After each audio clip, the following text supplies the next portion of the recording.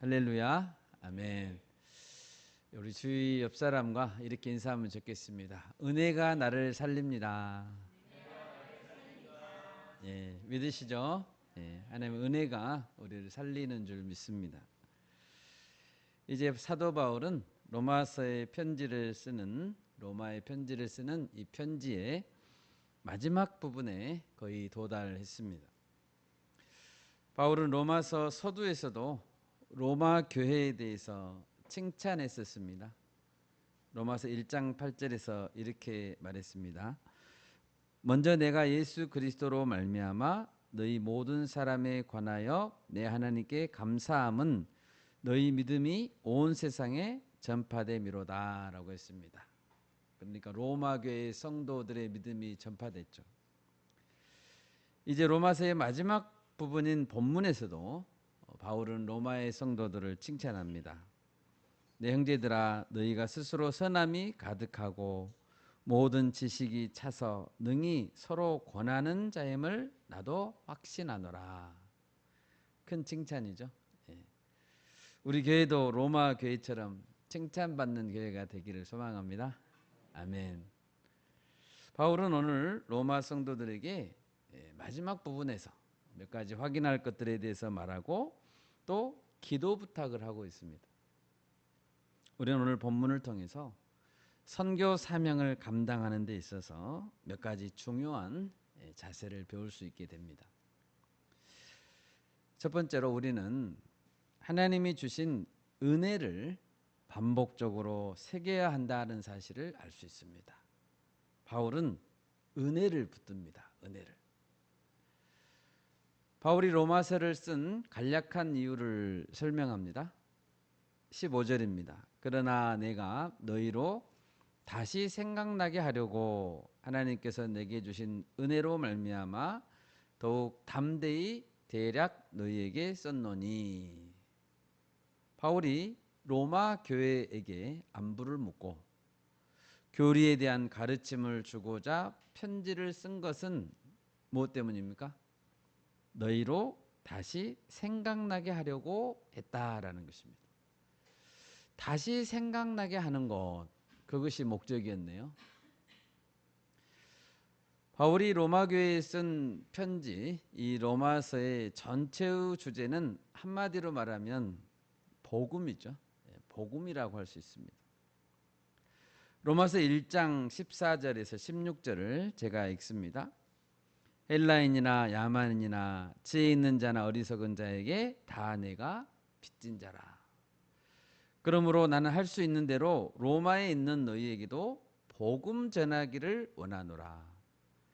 내가 복음을 부끄러워하지 아니하노니 이 복음은 모든 믿는 자에게 구원을 주시는 하나님의 능력이 됨이라. 먼저는 유대인에게요, 그리고 헬라인에게로다. 복음이야말로 모든 믿는 자에게 구원을 주시는 하나님의 능력이 됩니다. 여러분 믿으십니까? 아멘.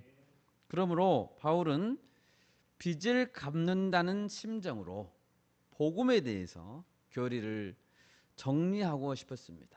그리고 이것을 담대하게 전하고자 편지를 쓴 것입니다. 우리 다 같이 에레미야 9장 23절, 24절을 찾아보겠습니다. 에레미야 9장. 여호와께서 이와 같이 말씀하시되 지혜로운 자는 그의 지혜를 자랑하지 말라. 용사는 그의 용맹을 자랑하지 말라. 부자는 그의 부함을 자랑하지 말라. 자랑하는 자는 이것으로 자랑할지니 곧 명철하여 나를 아는 것과 나 여호와는 사랑과 정의와 공의를 땅에 행하는 자인 줄 깨닫는 것이라. 나는 이 일을 기뻐하노라. 여호와의 말씀이니라. 아멘. 하나님이 기뻐하시는 것이 무엇인지 알려주셨죠? 우리는 늘 무엇을 의지하고 무엇을 자랑해야 합니까? 세상 지혜는 자랑할 만한 것이 못 됩니다. 자랑하지 말라고 했죠. 용맹함으로도 구원을 이룰 수는 없으니까 용맹도 자랑하지 말아야 됩니다. 돈으로 생명을 구원할 수 있습니까? 없습니다. 자랑하는 자는 무엇을 자랑해야 됩니까? 하나님을 아는 것. 하나님을 아는 지식을 널리 자랑해야 합니다. 복음이 진짜 능력이기 때문입니다. 여러분, 바울은 로마 교회 성도들을 향해서 칭찬했죠. 14절을 볼 때 그들은 이미 선함이 가득했습니다. 하나님 아는 지식으로 충만히 채워져 있었다고 했습니다. 그리고 그런 선함과 지식으로 서로를 권면하는 성숙한 자들이었죠. 이미 잘하고 있는 공동체였습니다.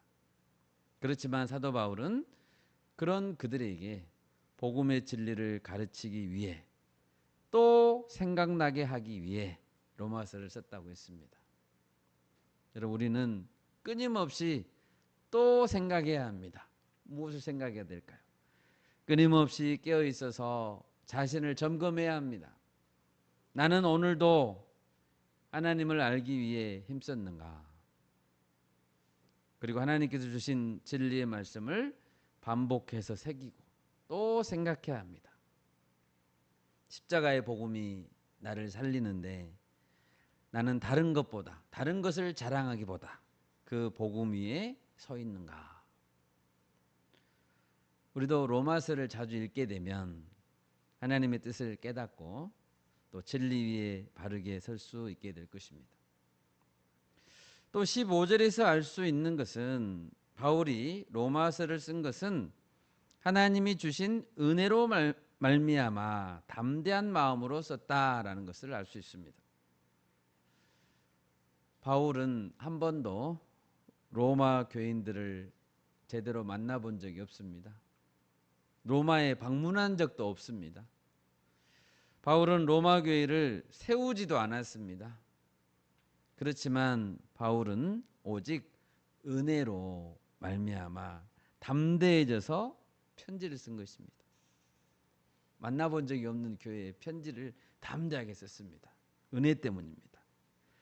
하나님 주신 은혜로 말미암아 진정으로 도와야 되겠다, 돕고자 하는 마음이 충만하다면 로마서처럼 도전적이고 또 강력한 말로 형제를 도울 수 있다는 것입니다. 그러면 바울에게 이 편지를 쓰게 하신 하나님의 은혜는 어떤 은혜일까요? 16절입니다. 이 은혜는 곧 나로 이방인을 위하여 그리스도 예수의 일꾼이 되어 하나님의 복음의 제사장 직분을 하게 하사 이방인을 제물로 드리는 것이 성령 안에서 거룩하게 되어 받으실 만하게 하려 하심이라. 말이 좀 어렵죠. 그래서 세번역 성경을 제가 읽어드리겠습니다. 하나님께서 이 은혜를 내게 주신 것은 나로 하여금 이방 사람에게 보내심을 받은 그리스도 예수의 일꾼이 되게 하여 하나님의 복음을 전하는 제사장의 직무를 수행하게 하시려는 것입니다. 그리하여 이방 사람들로 하여금 성령으로 거룩하게 되어 하나님께서 기쁨으로 받으실 제물이 되게 하시려는 것입니다. 먼저 하나님의 은혜는 바울로 하여금 이방 사람에게 보내심을 받은 그리스도 예수의 일꾼이 되게 했습니다. 일꾼이 된 것은 은혜로 된 것입니다. 바울은 예수 그리스도께서 자신을 이방인의 사도로 부르셨다는 것이 은혜라는 사실을 끝까지 붙들었습니다. 사도 바울이 다메섹 도상에서 부활하신 예수를 만났죠. 그것은 사도행전 9장, 22장, 26장에 기록되어 있습니다. 우리 사도행전 26장 15절에서 18절을 찾아보겠습니다. 사도행전 26장 같이 한번 읽겠습니다. 내가 대답하되 주님 누구시니까? 주께서 이르시되 나는 네가 박해하는 예수라. 일어나 너의 발로 서라. 내가 네게 나타나는 것은 곧 네가 나를 본 일과 장차 내가 네게 나타날 일에 너로 종과 증인을 삼으려 함이니 이스라엘과 이방인들에게서 내가 너를 구원하여 그들에게 보내어 그 눈을 뜨게 하여 어둠에서 빛으로 사탄의 권세에서 하나님께로 돌아오게 하고 죄의 사함과 나를 믿어 거룩하게 된 무리 가운데서 기업을 얻게 하리라 하더이다. 아멘. 지금 아그리빠 왕 앞에서 증언하는 내용입니다. 그 중에서 자신이 어떻게 부활하신 예수를 만났는가 이런 것을 지금 증언하고 있는 부분이죠. 예수님이 바울에게 말씀하셨습니다. 나는 네가 박해하는 예수다. 그런데 내가 너를 종과 증인으로 삼겠다. 너는 그들에게 나아가서 눈을 뜨게 해라. 예수님은 다메섹에 있던 아나니아라고 하는 제자에게도 바울에 대해서 말씀했습니다. 사도행전 9장 15절인데요. 아나니아에게 이렇게 말씀하셨습니다. 주께서 이르시되 가라. 이 사람은, 그러니까 이 바울은 내 이름을 이방인과 임금들과 이스라엘 자손들에게 전하기 위하여 택한 나의 그릇이라 라고 했습니다. 아나니아에게. 이 아나니아도 이 말씀을 바울에게 전달했겠죠. 그러니까 바울은 자신이 직접 예수님의 음성을 듣기도 했고 또 아나니아를 통해서 예수님의 뜻을 전달받기도 했습니다. 이중적인 전달을 받았죠. 여러분, 바울은 원래 어떤 자였습니까? 그리스도인들을 잡아 죽이고 폭행하던 자였습니다. 여러분, 죽이던 자였다니까요. 폭행하던 자였다니까요. 바울은 살벌한 자였습니다. 그렇게 하는 것이 하나님을 잘 섬기는 것이라고 착각했었습니다. 그렇지만 사실 그것은 하나님을 향한 반역이었고 예수님을 향한 정면 도전이었습니다. 예수님 편에서 보면 바울은 도저히 살려둘 수 없는 죄인 중에 괴수였습니다. 그런데 예수님은 그런 바울을 은혜로 살려주시고 오히려 일꾼으로 삼으셨습니다. 살려주신 것만도 감사한데 사도로 사용하셨습니다. 얼마나 큰 은혜입니까? 바울은 고백했습니다. 내가 나 된 것은 하나님의 은혜로 된 것이다. 우리의 고백이기도 하죠. 아멘.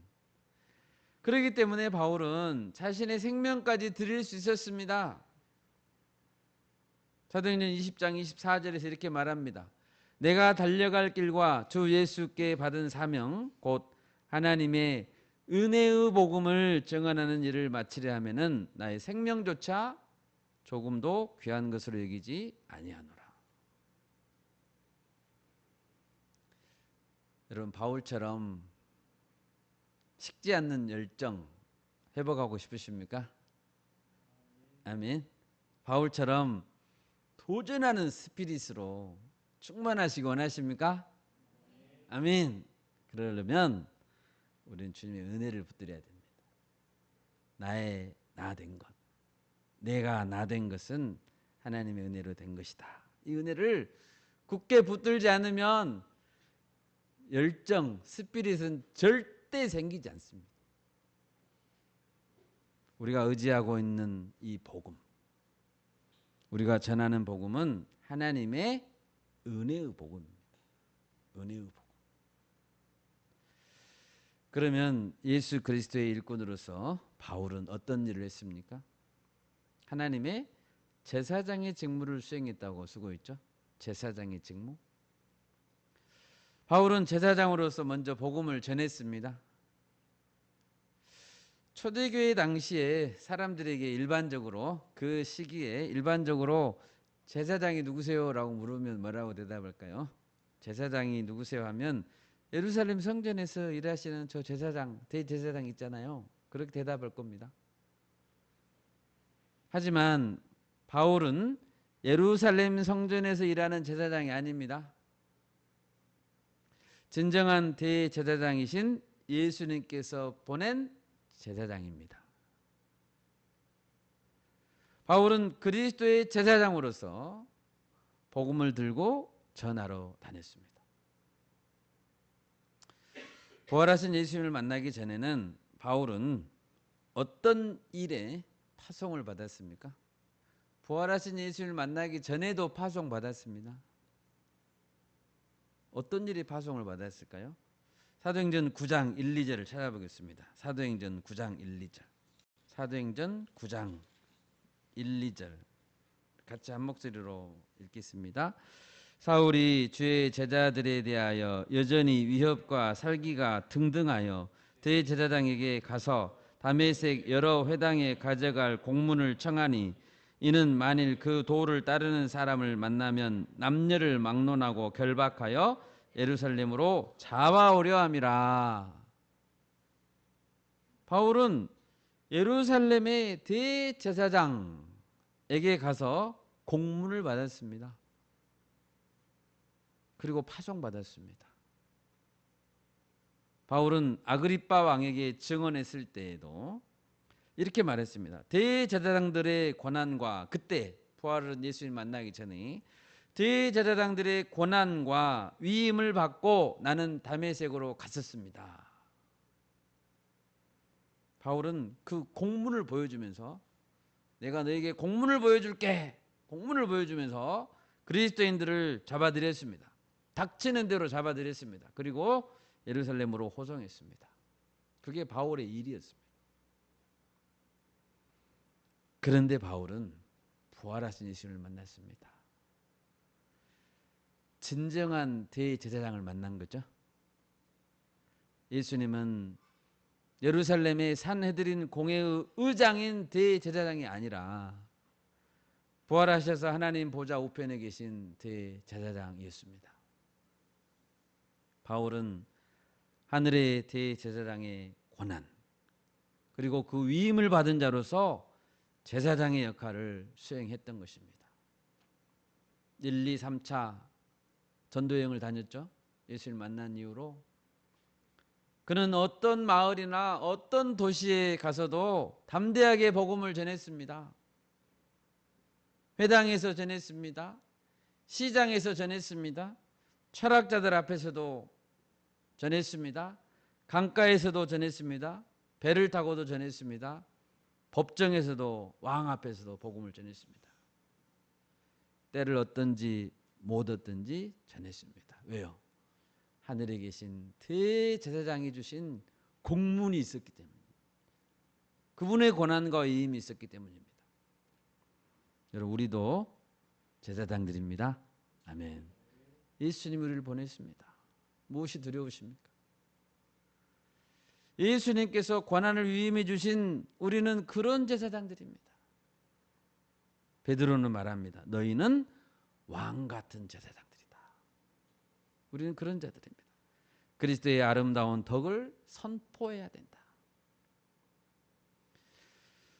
또한 바울은 제사장으로서 제물을 하나님께 올려드렸습니다. 제사장들은 제물을 올려드리는 자들이죠. 제사장은 제물을 하나님께 올려드리는 역할을 수행해야 합니다. 그게 제사장들의 일입니다. 바울이 하나님께 올려드린 제물은 이방인이었죠.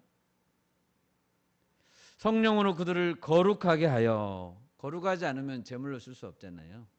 거룩하게 하여 하나님께서 받으실 만한 제물이 되게 했습니다. 그리고 올려드렸습니다. 그런데 바울은 그 전에 자기 자신을 가리켜서 제물이라고 표현한 적이 있습니다. 디모데후서 4장 6절인데요. 디모데에게 이렇게 편지를 썼습니다. 전제와 같이 내가 벌써 부어지고 나의 떠날 시각이 가까웠도다. 무슨 뜻입니까? 전제라는 것은 부어드리는 제사죠. 마지막 부어드리는 제사. 전제로 자신을 부어드리고 그 후에 세상을 떠나게 된다는 의미입니다. 자신이 뭐라는 거예요? 나는 제물이다. 여러분 예수님은 하나님의 어린 양으로서 제물이 되셨습니다. 아멘. 예수님의 제단은 십자가였습니다. 바울도 자신을 제물로 드렸습니다. 성도는 누구나 하나님께 드려진 제물입니다.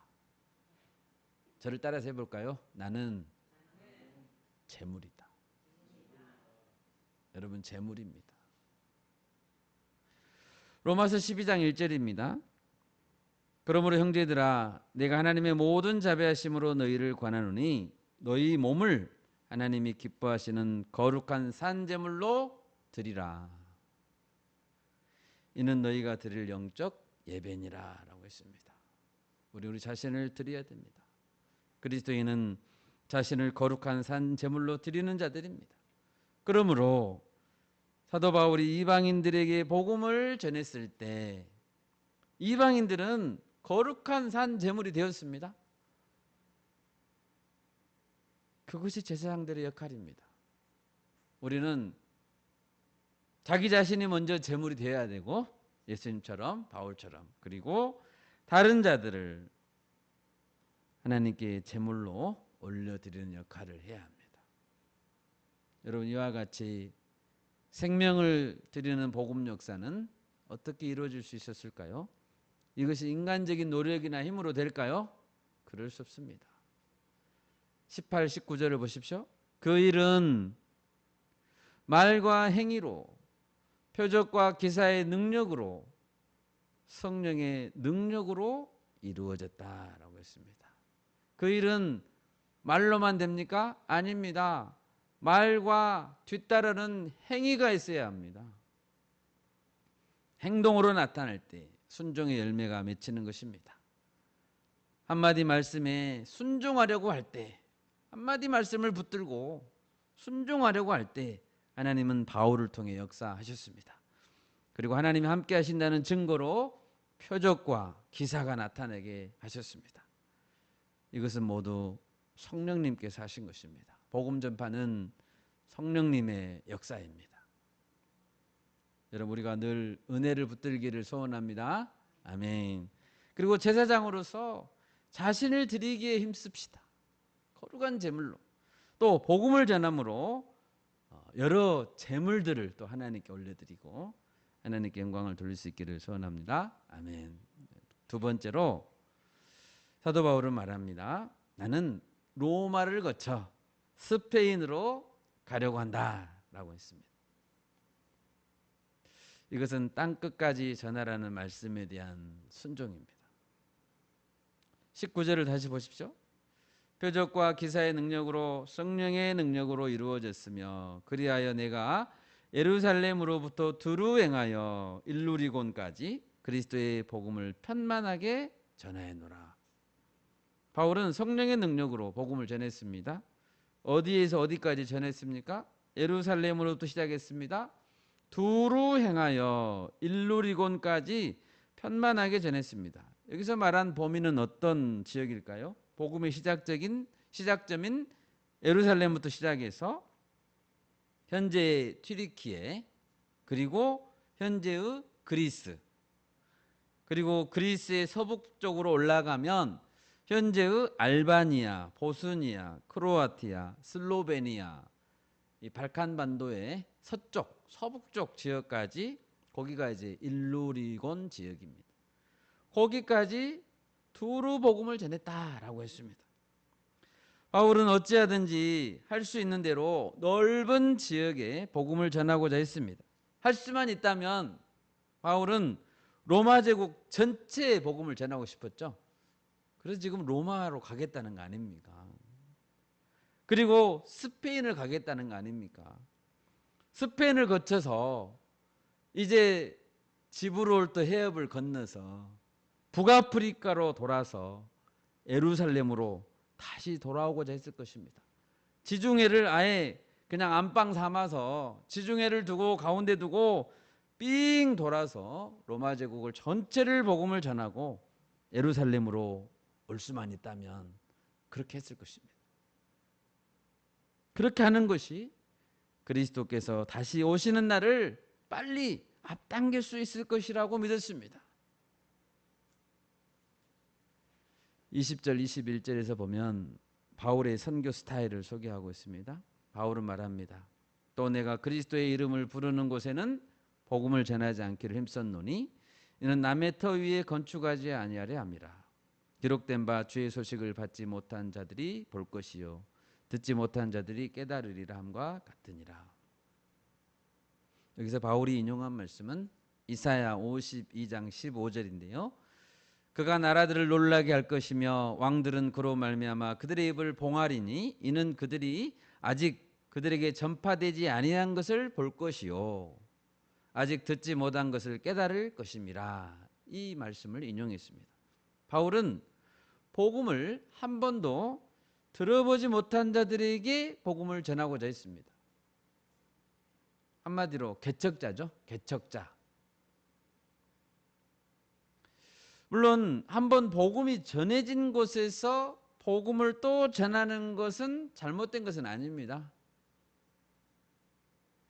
고린도전서 3장 6절에서 바울이 말했죠. 나는 심었고 아볼로는 물을 주었다라고 했습니다. 둘 다 중요한 일을 했다고 했습니다. 남이 심은 곳에 우리는 물을 줄 수 있습니다. 양육할 수도 있습니다. 우리는 모두 개척자가 될 필요는 없지만 누구나 우리는 그리스도의 증인이 되어야 됩니다. 그리고 확실한 것은 그리스도의 복음이 모든 민족들에게 전파되려면 반드시 누가 필요해요? 개척자가 필요한 거예요. 그래서 전방 개척 선교가 중요한 겁니다. 바울은 이제 로마 교회에게 요청합니다. 이제는 이 지방에 일할 곳이 없고 또 여러 해 전부터 언제든지 서바나로 갈 때 너희에게 가기를 바라고 있었으니 이는 지나가는 길에 너희를 보고 먼저 너희와 사귐으로 얼마간 기쁨을 가진 후에 너희가 그리로 보내주기를 바람이라 라고 했습니다. 이 말씀을 보면 이제는 이 지방에 일할 곳이 없다라고 했습니다. 이 말을 오해하면 안 됩니다. 예루살렘에서 일루리곤까지 모든 민족이 다 구원을 받았다는 의미가 아닙니다. 주요 전략적 거점 지역에 복음이 들어갔다는 의미입니다. 거점 지역에는 신실한 사역자를 세웠고 교회를 세웠고 바울이 떠나도 그 사역자가 그 거점 교회를 중심으로 복음 전파를 계속할 수 있게 되었다라는 뜻입니다. 또 여러 해 전부터라고 한 것을 보면 바울에겐 여러 해 전부터 기도해 오던 목표가 있었다는 것을 알 수 있죠. 바울의 장기 기도 제목, 선교 목표였습니다. 그것은 스페인으로 가서 복음을 전하는 것이었습니다.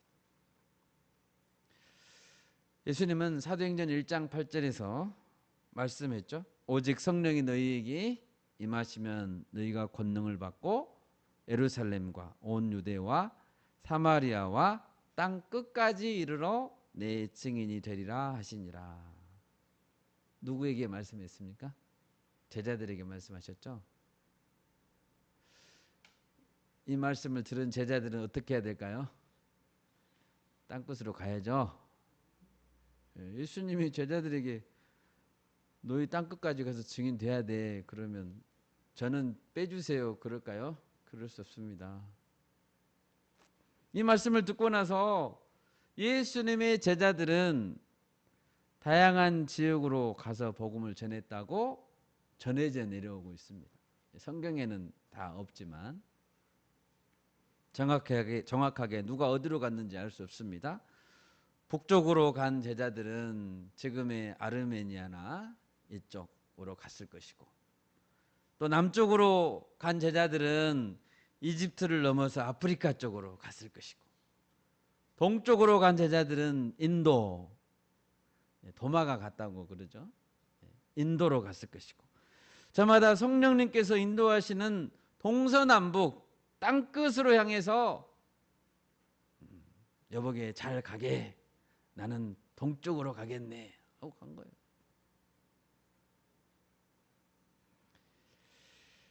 이 차 전도 여행 때 성령님께서 다른 방향으로 나아가는 것을 막으시고 바울을 유럽 쪽으로 가게 했습니다. 그러니까 서쪽이죠. 서쪽은 바울이 맡았습니다. 그러면 서쪽으로 가서 땅끝은 어디입니까?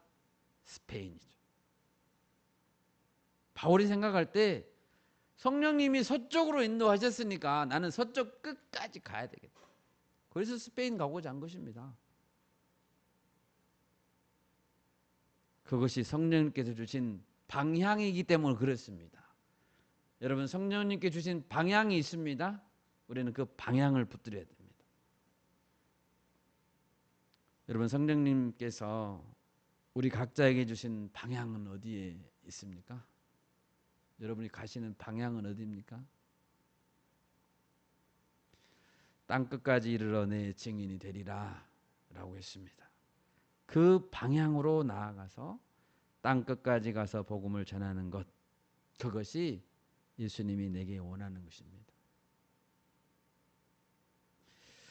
이어서 바울은 자신의 땅끝 선교 사역에 로마 교회 성도님들이 주도적으로 함께하기를 요청하고 있습니다. 너희가 나를 그리로 보내주기를 바래, 이렇게 말한 거죠. 여기서 한 가지 짚고 넘어가야 될 것이 있습니다.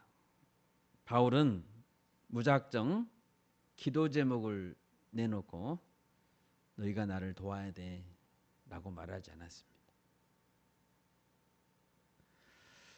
여러분, 바울은 유명한 선교사입니다. 그 당시까지 얼마나 많은, 예루살렘에서 일루리곤까지 두루 편만하게 복음을 전했다니까요. 대사도예요. 바울은 이미 사역의 성과를 충분히 거둔 영향력 있는 선교사였습니다. 그러나 바울은 무작정 로마 교회에 짐을 지우지 않았습니다. 24절을 보십시오.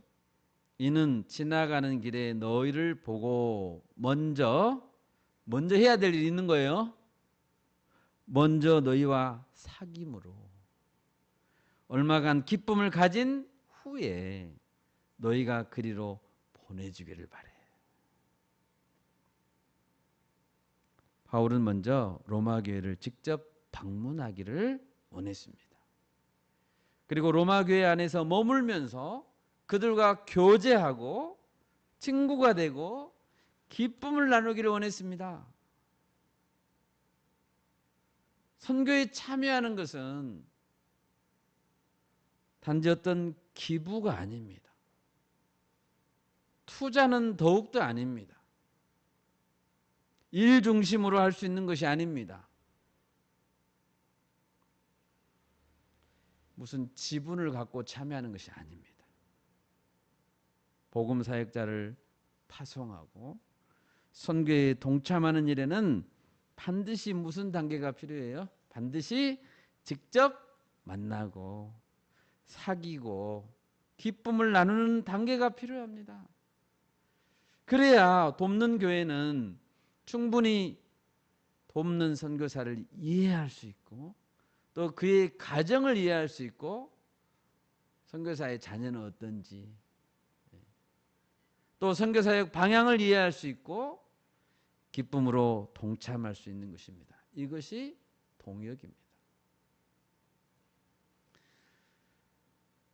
그러므로 선교사로서 나아가려고 하는 자는 반드시 이 일을 위해서 교회에게 충분한 시간을 드려야 됩니다. 여러분, 서반으로 빨리 가는 게 지금 바쁘잖아요. 로마로 갈 필요 없이 바로 서반으로 갈 테니까 송금해. 그럴 수 있죠. 그런데 바울은 교회에게, 로마 교회에게 충분한 시간을 드리고자 합니다. 할 수 있는 대로 선교사는 돕는 교회에 자주 돌아와서 선교의 현장의 상황을 보고해야 합니다. 이걸 보고라고 말하기도 그러죠. 나누어야죠. 선교 보고. 선교 편지도 정기적으로 잘 써야 합니다. 선교 편지 너무나 중요합니다. 알려야죠.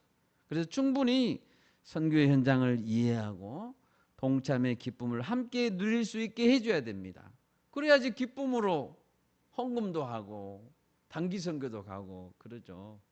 야, 우리는 이번 여름에는 스페인 단기 선교 가자. 로마 교회가 그렇게 할 수 있는 거죠. 여러분, 우리가 바울을 본받기를 원합니다. 예루살렘에서 시작하여 일루리곤까지, 그리고 로마를 거쳐 스페인까지 성령님의 방향을 따라 우리도 땅끝을 밟아보기를 원합니다. 아멘. 사도행전 26장에 보면 바울은 아그리빠 왕 앞에서 증언합니다. 왕 앞에서 증언하는 거예요. 그러면서 왕이시여, 전하도 나처럼 살기를 원합니다. 쇠고랑 창것만 빼고, 이렇게 말했습니다. 사도행전 26장 29절입니다.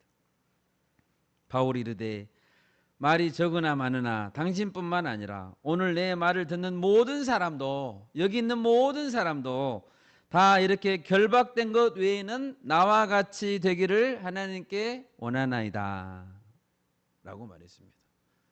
여러분, 바울은 우리 모두가 바울처럼 살기를 원해요. 바울 사도께서 우리 교회에 와서 선교보고를 한다고 해봅시다. 선교보고. 다음 주 수요일 날 바울 사도께서 오셔서 선교보고 하신답니다. 결론이 뭘까요? 여러분 모두 나와 같이 되기를 원합니다.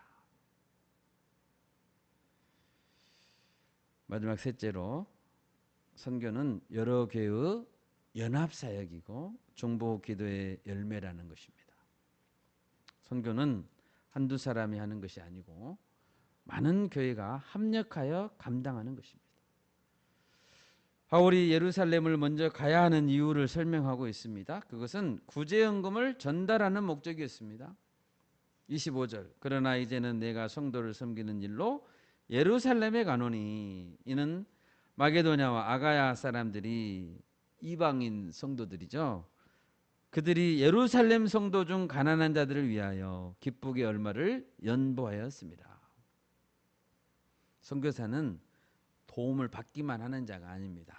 선교사는 가난한 교회를 돕는 일에 동참해야 합니다. 그 일을 실제로 감당해 주어야 합니다. 30절을 보십시오. 너희 기도에 나와 힘을 같이하여 나를 위하여 하나님께 빌어달라라고 했습니다. 바울이 로마 교회에 부탁하는 기도 제목은 아주 구체적입니다. 31절, 나로 유대에서 순종하지 아니하는 자들로부터 건짐을 받게 하고, 또 예루살렘에 대하여 내가 섬기는 일을 성도들이 받을만 하게 하고, 나로 하나님의 뜻을 따라 기쁨으로 너희에게 나아가 너희와 함께 편히 쉬게 하라. 이제 예루살렘으로 간다고 했잖아요. 방문하게 될 유대는 사도 바울을 싫어하는 사람이 너무 많아요. 그래서 실질적인 신변의 보호를 위해서 기도해 달라고 요청합니다.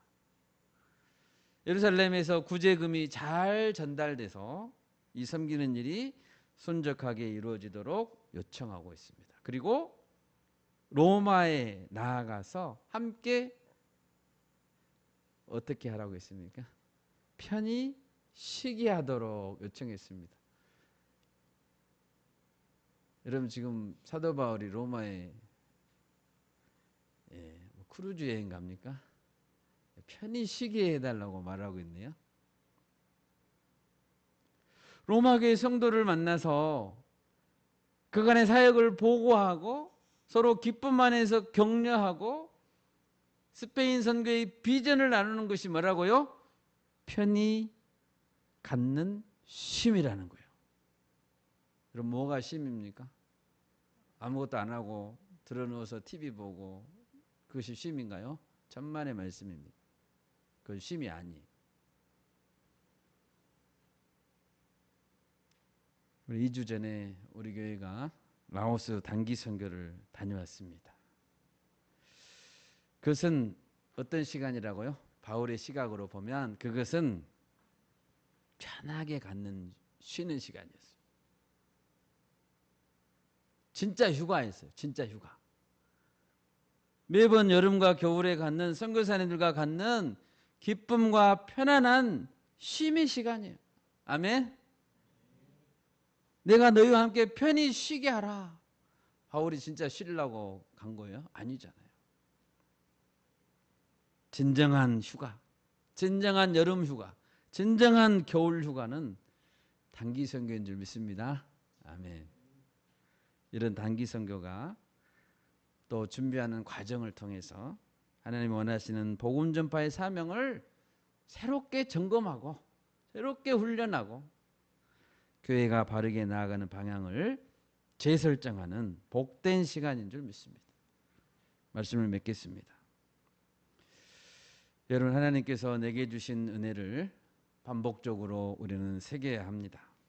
이미 알고 있는 복음의 내용, 로마 교회는 이미 지식이 충만했다고 했잖아요. 그런데 바울은 또 생각나게 하려고 편지를 쓰고 있잖아요.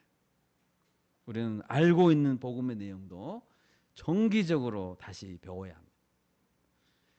성령님께서 내게 주신 방향은 어떤 방향입니까?